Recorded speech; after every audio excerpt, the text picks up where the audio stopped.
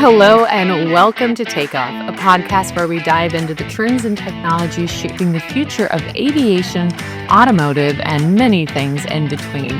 Today, I'm excited to have with me Penny Coates. She's a member of Arrigo's board. Thanks so much for joining us today. Pleasure. I would love to find out a little bit about your history and actually, what got you into the industry and into aviation. Okay. And I have quite an interesting history, actually. So I started life. My father was a space scientist. He was working on the Concorde of the Apollo programs way back where. That is so amazing. And sadly lost him very early to Hodgkin's disease. But we sort of moved forward. But that sparked my interest in aviation. There were always books and things around. I was a child. And then moving on, my mother remarried a farmer, so I spent part of my life growing up on a farm, which I think probably helped a lot with my work ethic. It was always very hard work, and everybody worked incredibly hard. So I sort of moved through and did the usual school and university things. My degree was computer science, so I studied computer science and then moved to work with Pirelli for 18 months on a systems project, which was an MRP system, which at that time was quite new. And from there, joined the Mars graduate scheme. So that took me, first of all, into a systems role, but across a lot of different roles, which was fabulous. So between Mars and PepsiCo, I spent the first 10 years in manufacturing, and then moved on to retail, where I worked for Walmart and for Boots, who of course became Walgreens. How did you find that change? Well, it was to the next. It was kind of a natural progression. A lot of things that I've done have been a natural progression, because I think if you start with manufacturing, you're actually selling to retailers, so you kind of understand what goes into the other side, which made it easier to work in the retail environment. Makes sense. And then after a number of years in retail, I had an interesting phone call from a headhunter looking for somebody for the Manchester Airports Group, and my response was, "Have you got the right Penny Post?" So, but it was at a time where the low-cost evolution was just starting up in the UK, and airports that traditionally had depended on income from airlines, from airline fees, were going to have less income from that and needed to develop the commercial side. So the car parking and the retail offers to actually balance books, as it were. So that was part of the time that was part of the reason for joining that. After joining East Midlands Airport, which was my first airport, I absolutely loved it. It was a brilliant place to work. Loved aviation, strong work ethic, strong customer focus. And we were able to put in place things like a program to get to carbon neutral for ground operations, which was a first for airports at that time. What was your role at that time within the company? I was managing director. So I obviously, Oda side, but with a very good team, very good team, which was the main thing. And thoroughly enjoyed my time there. Was there through a few of the interesting episodes in UK aviation, and financial crisis, volcanic ash incident, all sorts of things that the UK was not used to. I know the US is actually used to managing things like that, but the UK you weren't. So it was really good. And I then expanded to look after other airports in the Manchester Airports Group, and ultimately the 4 airports in the group, the 4 then airports in the group. And sadly, my mother became very ill, and I was incredibly close to her, having lost my dad, etc. early on. And I did the right thing for once in my life and spent some time with her. Yes. And after that, picked up again on a non-executive portfolio career, non-executive and trustee. So wide range of companies, including Luton Airport, Birmingham Airport, I do some work with now. I also a lot of site attractions, because airports are interesting in that they are a sort of big site. So Loughborough University, I'm vice chair of Chester Zoo at the moment. Oh, wow. And That has to be too good to. it's fabulous. It's very on National Forest, Space Centre, all sorts of different things. So a really wide range. But I'm absolutely delighted to be involved with Origo because I think there is such a great opportunity for Origo's products. And it's just something, if you look at the needs of an airport, one of the biggest issues is ground handling. Yeah. Now, for ground handlers, it's a long struggle to be profitable or to be successful because it's a really difficult job. Oh, yeah. And you've got pressures from both airlines and airports in terms of how much it costs.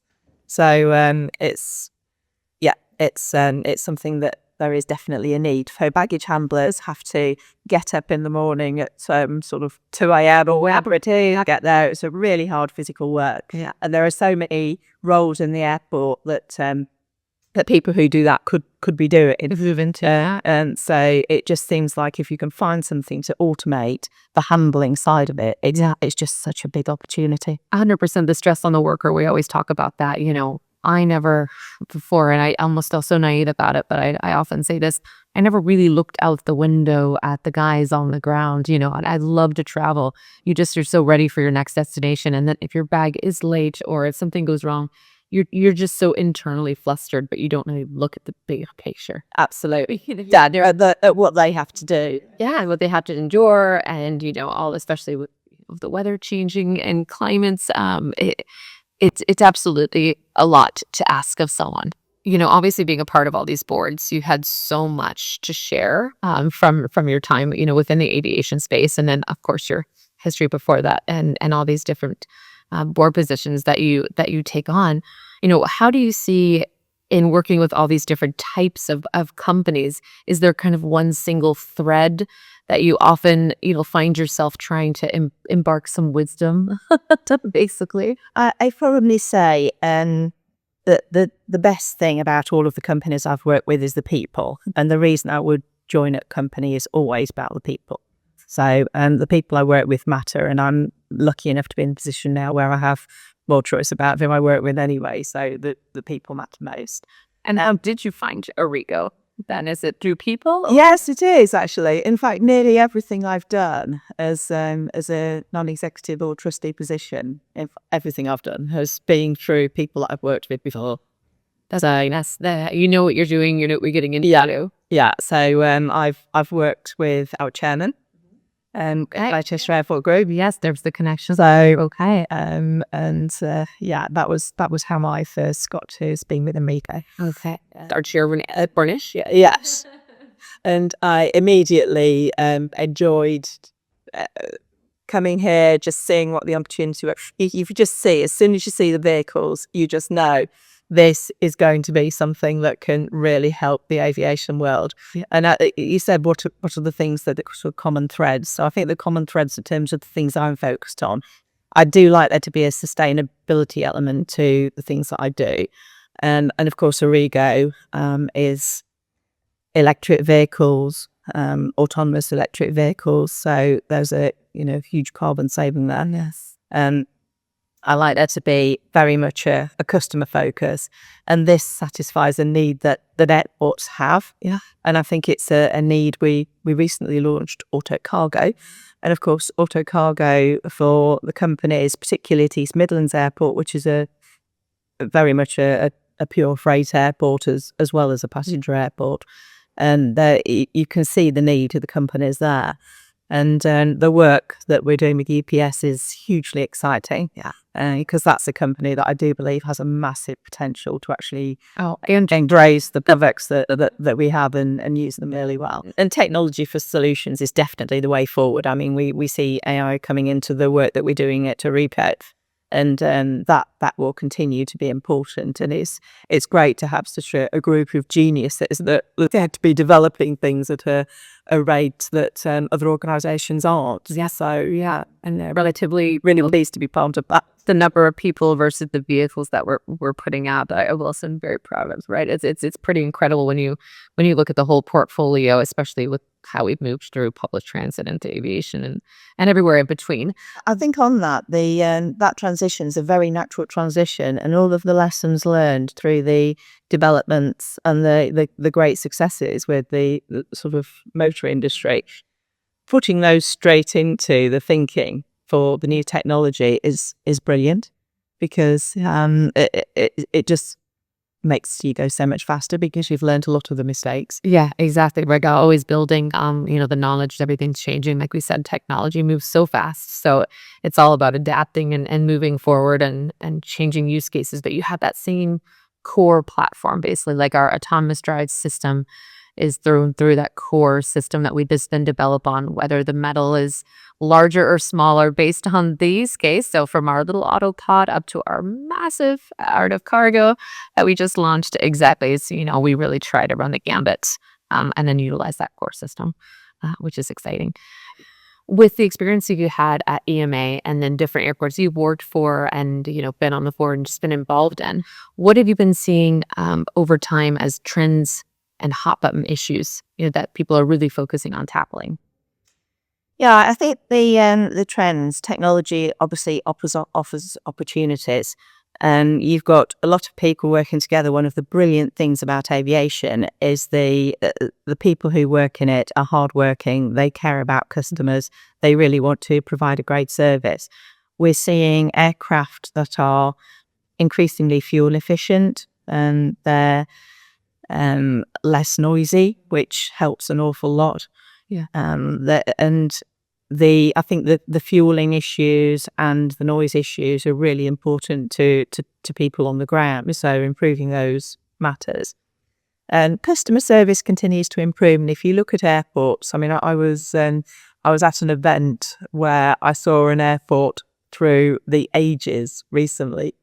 And if you look at the progress, it's phenomenal. One thing that is probably less in terms of progress is people looked incredibly smart when they first travelled, and still. I think it's a lot more casual now. Now, whether that's good or bad, I don't know, but it's different. It is different. Everybody used to be dressed to the nines and the hair, and now, everyone's in, leggings, Uggs, and you're seeing people with masks on the plane. Have you seen this? I know. Very the mat, them doing the hair curlers. You're like, oh, okay. Yeah, interesting. Yeah, interesting. But security, of course, is a big issue, and there's been a new missive in terms of security to bring in improved quality machines for airports screening, which is important. And I think the more that we can do to improve the customer experience and just make it a normal travelling experience, that's kind of the way forward.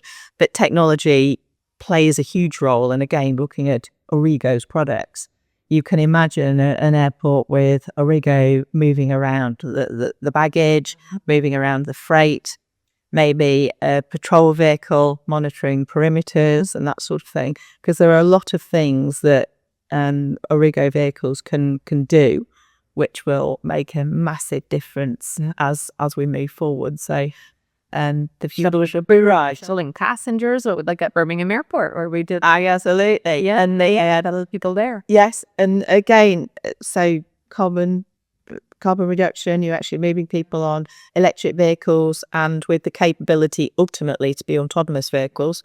It's a weird thing. Sustainability, I always feel like that's such a big, just hot button issue. I mean, it has been for a while now, but you're seeing, organizations, put actual figures and go net zero by, right? So all these dates are coming, and government's trying to back up. How do we help this? And airports are trying to figure out infrastructure and vehicles, movements. And there's so much more to it than, we're just, trying to go green and turn off a light.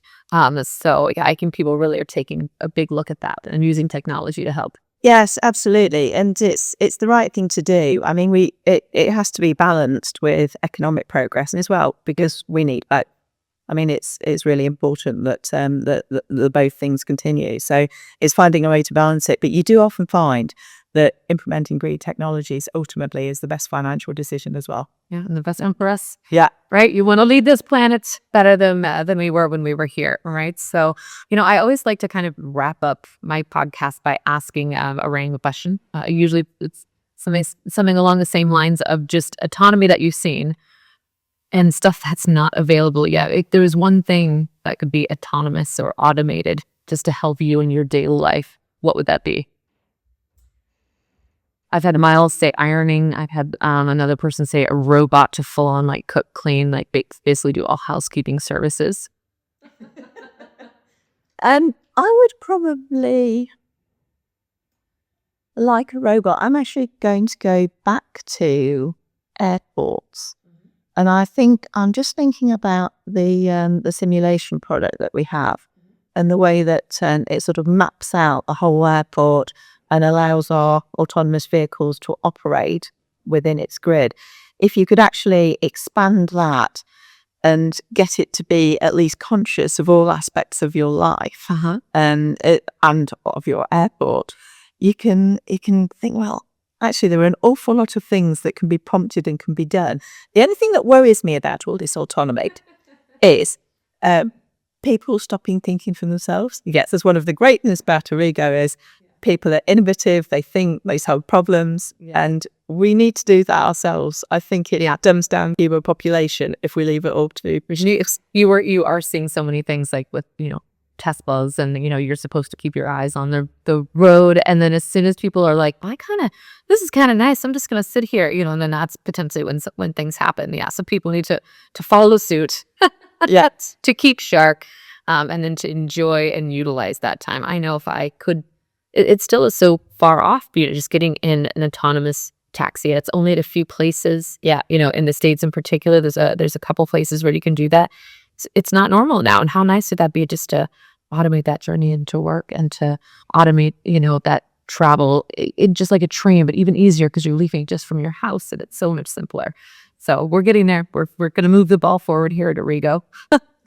And I think one of the things in my personal life that I would really, really value is something that actually gets everything ready for me for when I need to leave for various places. So making sure everything's charged. Making sure that clothes are all ready, making sure that just something to take away all of those things. I love those tasks. I've never even really thought about it, but even me coming to the UK, so I didn't even mention I'm here in the UK right now at our UK headquarters, and I forgot an extra charger. I forgot a curling iron, which is simple to go buy, but it's just all these little things. And I travel so much. It's absolutely ridiculous that I forget things, but you do. So having somebody do all of that, it's like everything ready. Yeah, all of that. Refrigerator empty by the door as you walk out. It's perfectly ready and hot. Like you light it and you're on, and it's just like you just woke up and got ready and everything else happened. It's a good one. That's my favorite one. So you haven't cared. She knows the way to automation. She knows what we should do moving forward. Thank you so much for joining today. It was great to have you on. And thank you for watching us and taking the time. And we look forward to seeing you on the next episode. Cheers.